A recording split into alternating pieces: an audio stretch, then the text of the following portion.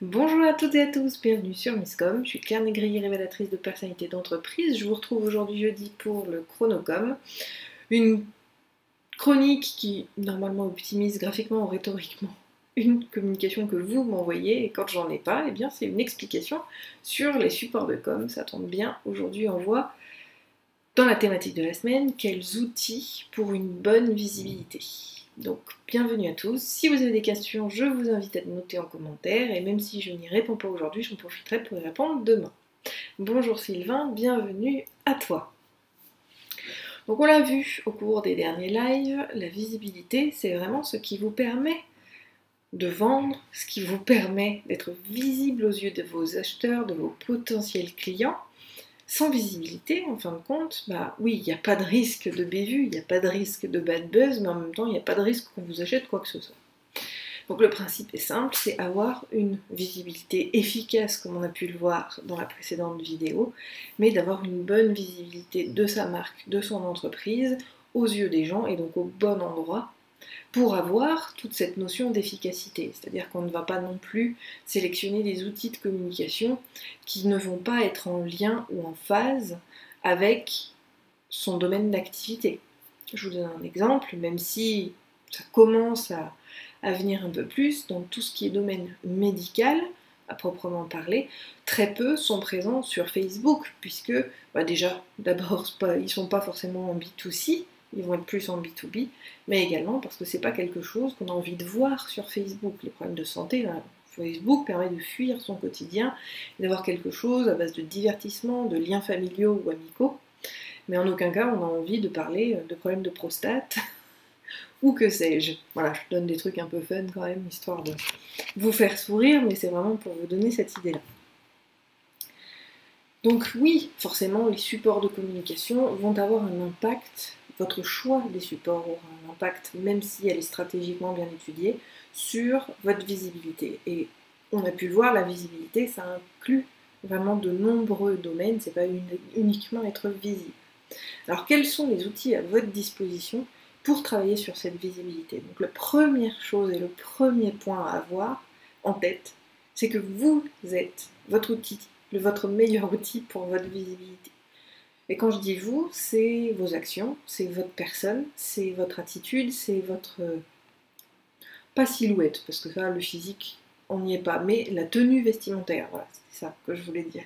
La tenue vestimentaire a un fort impact sur la qualité perçue que vous allez avoir. C'est les fameux effets de halo qu'on entend en neuromarketing, c'est les neurosciences, c'est un biais cognitif qui est sur le principe, si vous voulez, de la bonne impression. Quelqu'un qui est bien habillé, qui va être bien coiffé, qui va être bien carré, bien droit, va avoir une prestance bien plus intéressante et un charisme qui va emporter et convaincre, rien qu'à l'apparence, ses futurs clients. C'est pour ça d'ailleurs qu'on se retrouve avec des marques ou des entrepreneurs qui affichent des tarifs exorbitants et qui se vantent de fonctionner et d'être millionnaires parfois, juste à cause de cet effet de halo. Ça n'a rien à voir avec la qualité de leur travail, simplement ça permet aux gens, les gens se disent, vu sa prestance, je vais aller chez lui, je pense qu'il est bon, et qu'elle est bonne, parce que ça marche aussi au féminin, hein, et c'est comme ça qu'ils gagnent leurs clients, et pas forcément. Généralement, ils ne parlent pas de leurs compétences d'ailleurs. Donc ça c'est vraiment le premier point, c'est vous êtes votre meilleur outil de communication, et c'est à vous vraiment de vous présenter de la meilleure façon qu'il soit, et de parler de votre projet aussi, parce que vous êtes votre propre porte-parole. J'ai des problèmes d'élocution aujourd'hui. Donc surtout, n'hésitez pas. Alors c'est pas forcément se mettre en avant, c'est juste être bien dans ses baskets, bien présentant, pour pouvoir avoir une image professionnelle tout simplement. Donc un deuxième vecteur de notoriété, bien évidemment, comme aujourd'hui on y est sur toutes ces vidéos, ce sont les réseaux sociaux. Les réseaux sociaux ont vraiment cet aspect viral que l'on donne aujourd'hui au marketing. Le marketing viral, avant c'était le flyer, aujourd'hui ça l'est beaucoup moins. Les réseaux sociaux sont beaucoup plus viraux que le reste. Alors, il y a aussi d'autres choses qui sont virales. À vous de les inventer, j'ai envie de vous dire. Je sais que j'ai réussi à en inventer certains qui vont être très intéressants, mais c'est toujours au cas par cas et en fonction de soi. Mais c'est vrai que les réseaux sociaux vont être viraux, donc proposer des choses que les gens attendent à ces endroits-là vont être un gage de bonne visibilité. Encore une fois, il y a la notion de visibilité et la notion qualitative de celle-ci, qu'il ne faut surtout pas sortir. C'est vraiment deux termes qui vont ensemble et qu'il faut garder. Troisième outil de votre visibilité, bien sûr, on reste sur le web, c'est votre site internet. Alors la question qu'on m'a souvent pensé, oui mais bon je me lance, j'ai que les réseaux sociaux. Non, les réseaux sociaux ne font pas office de vitrine digitale.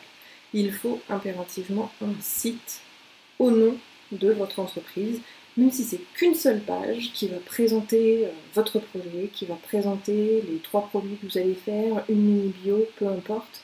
Une vraie page web avec votre nom d'entreprise est essentielle pour pouvoir vous présenter de manière digne, distinguée et surtout professionnelle. Ne jamais oublier cette notion de professionnel vis-à-vis de l'image que vous allez dégager.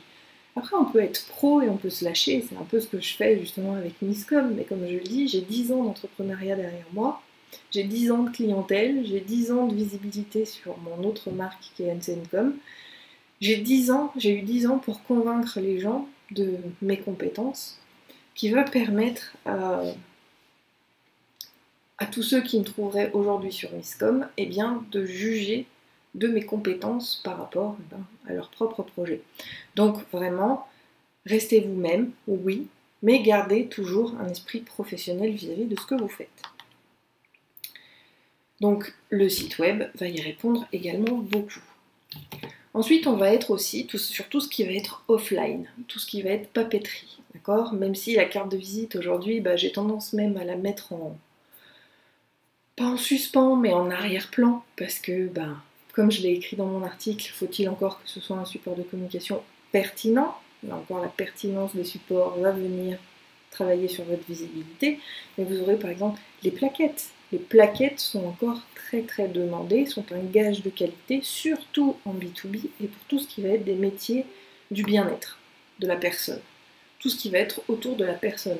Pas forcément du bien-être, parce que par exemple le médical, aujourd'hui le médical va avoir beaucoup plus d'impact en termes de visibilité vis-à-vis d'une plaquette que vis-à-vis d'un site web ou des réseaux sociaux. Chaque marché a ses propres codes, donc c'est important de le connaître également et d'avoir quelque chose de très étudié à la base. Comme quoi, la communication, c'est pas que du créatif, hein. Encore une fois, il y a énormément de recherche, d'investigation en arrière-plan pour pouvoir définir quel est le meilleur message, quelles sont les meilleures couleurs, quels sont les meilleurs supports de communication pour pouvoir toucher sa cible. Il ne s'agit pas uniquement de soi, bien sûr, il faut que ça émane de soi, il faut qu'on soit à l'aise, bon, je le dis toujours, hein, ne partez pas, ne sortez pas de votre zone d'excellence tant que vous ne l'avez pas exploité à fond.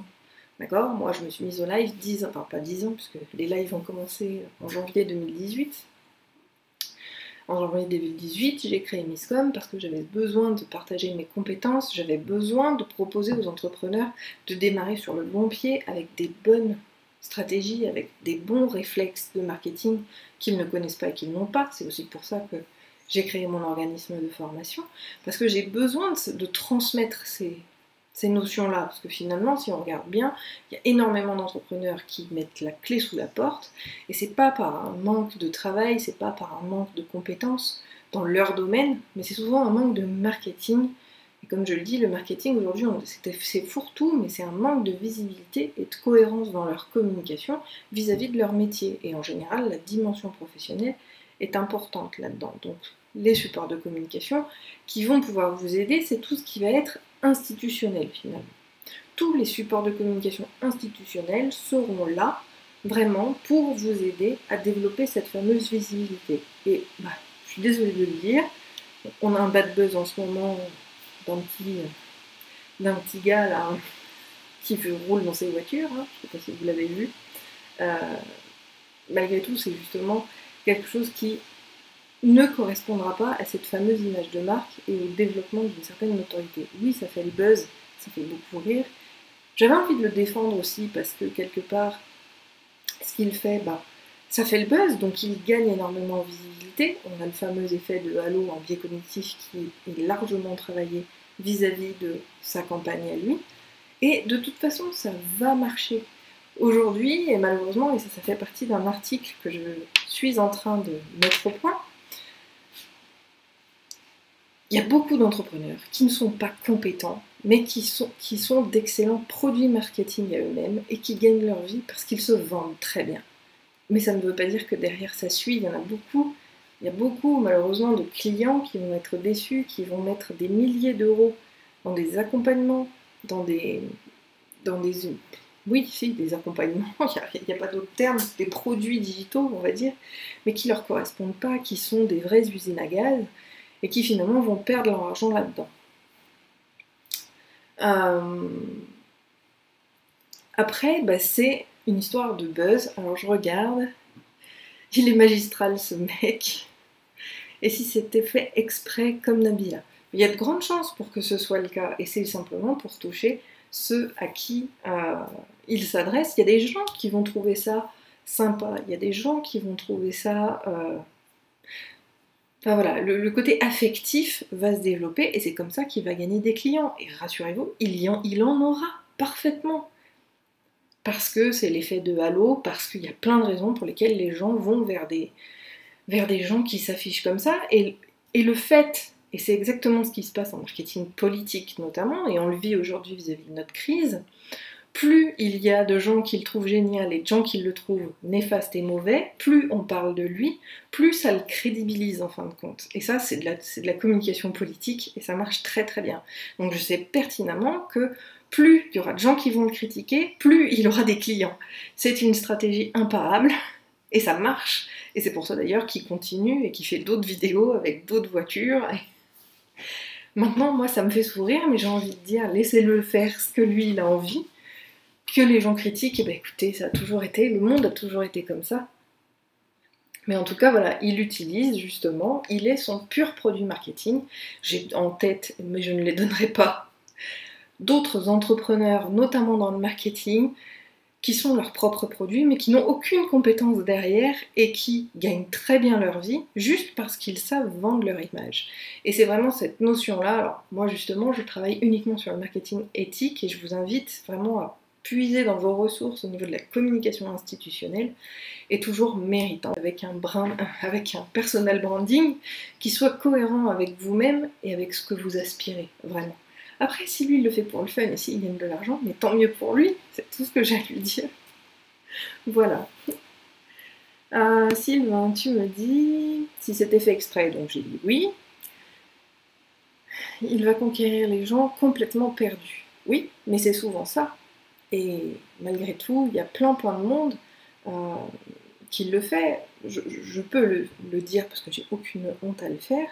La moitié de mes clients sortent des produits par abonnement, des produits annuels, des produits, des grandes missions, de gros entrepreneurs qu'on voit beaucoup au box-office, d'accord, mais pour lesquels elles ont considéré, ils ou elles, parce que j'ai aussi des hommes, ont considéré qu'ils avaient simplement perdu leur argent, et moi je rattrape tout ça derrière, parce que oui, de toute façon, on ne peut pas vous dire faites ci, faites ça, faites machin, et c'est aussi un de mes prochains articles, mais ce sera peut-être un dessous de Miscom pour le coup, parce que c'est un vrai coup de gueule. Il faut arrêter avec, quand on vous dit 365 jours de contenu pour vos réseaux sociaux. C'est complètement débile. Si tout le monde fait la même chose, il n'y a plus aucune source de différenciation et on n'a pas du tout... on ne sait pas convaincre puisqu'on dit exactement la même chose que les autres. Et c'est ce qu'on voit, c'est ce qui se lit, c'est ce qui se fait. Alors, au début, ça s'appelle des tendances et c'est cool quand on est le premier à le faire, mais du moment que les autres se mettent à le faire, là, il faut arrêter. Parce que sinon, justement, on ne trouve plus rien de différenciant par rapport à un autre. Hormis ce que je dis, l'affectif et le personal branding qui, lui, va vous aider réellement. Donc les outils de communication qui vont vous permettre de gagner en visibilité, qui vont vous aider à développer celle-ci, c'est vraiment déjà, et je le rappelle, ceux sur lesquels vous êtes à l'aise. Parce que moins vous êtes à l'aise sur quelque chose, plus votre communication est merdique, plus c'est difficile de convaincre les autres. Au contraire, quand on n'est pas sûr de soi, quand on ne sait pas faire quelque chose, ça se ressent quand c'est fait. Donc quand c'est quelque chose qu'on affiche, la notion de professionnalisme, elle disparaît complètement. Donc il vaut mieux économiser et faire appel à des pros, et il vaut surtout mieux communiquer sur des choses que l'on maîtrise. C'est très très important. Et si on ne maîtrise pas, justement, des personnes comme moi, ou des agences de com, ou d'autres professionnels de l'accompagnement business vont pouvoir vous y aider. Donc Sylvain qui me disait, oui, mais c'est pas éthique, je trouve. Ben, tout à fait, mais on n'est pas dans la même cour. Il y en a qui s'en fichent de l'éthique. Donc il n'y a pas de souci. Et en même temps, j'ai envie de te dire, bah oui, l'éthique, il y en a plein qui s'en fichent. Et malheureusement, et encore une fois, souvent, les grosses têtes que l'on voit, les têtes au box-office, font pas forcément partie des éthiques. Coucou Jean-Noël, heureuse de te voir aussi. Donc voilà, pour les différents aspects sur les outils qui vont vous aider à votre visibilité. Encore une fois, il y a toujours cette notion, donc je récapitule pour finir, pour boucler le live, à moins que vous ayez d'autres questions, vous-même, et tout ce qui va être communication ouverte, à la fois institutionnelle, et je vous invite vraiment à miser dessus, et tout ce qui va être digital, mais que je considère aussi comme de la communication institutionnelle aujourd'hui. Ce sont des vitrines qui doivent vous présenter en tant que professionnel et qui doivent transpirer vos valeurs de manière à convaincre les bonnes personnes de vous faire confiance et tout simplement de développer cette fameuse confiance et cet engagement. Si vous avez des questions, n'hésitez pas à les noter. Ah, Brigitte, pardon. Je viens de voir que tu es là. Zut, j'ai loupé le début, je rattraperai en replay, pas vu le sujet. Mais l'éthique, ça me parle. Oui, et c'est justement ce sur quoi je travaille absolument avec mes propres clients. L'éthique et la personnalité sont deux éléments qui vont vraiment vous permettre de développer votre visibilité. Et après, bah oui, il y a une histoire de construction d'audience et je vous propose justement d'en faire le sujet de la semaine prochaine. Comment construire son audience? Comme ça, je l'ai trouvé, c'est super. Merci pour l'inspiration. Ça va être justement développer sa notoriété. L'étape qui est à la fois après, mais en même temps, puisque ça ne s'arrête jamais, le développement de la notoriété, ça va être justement la constitution de communauté, et on verra du coup le sujet la semaine prochaine. Si vous avez des questions, n'hésitez pas à les mettre en commentaire, que ce soit sur YouTube ou sur Facebook. Si vous m'avez découverte dans cette vidéo et que vous l'avez appréciée, n'hésitez pas à liker la page, vous abonner à la chaîne YouTube, et dans les deux cas, cliquez sur la petite sonnette de notification. Et si vous pensez que cette vidéo peut aider vos connaissances, n'hésitez pas à les inviter à me découvrir. Si vous avez des questions, mettez-les en commentaire, j'y répondrai demain et j'en ferai mes prochaines chroniques. Je vous souhaite une très bonne journée, un très bon appétit et on se retrouve demain sur Facebook pour le Claire part en live, l'échange questions-réponses du vendredi. Bye bye!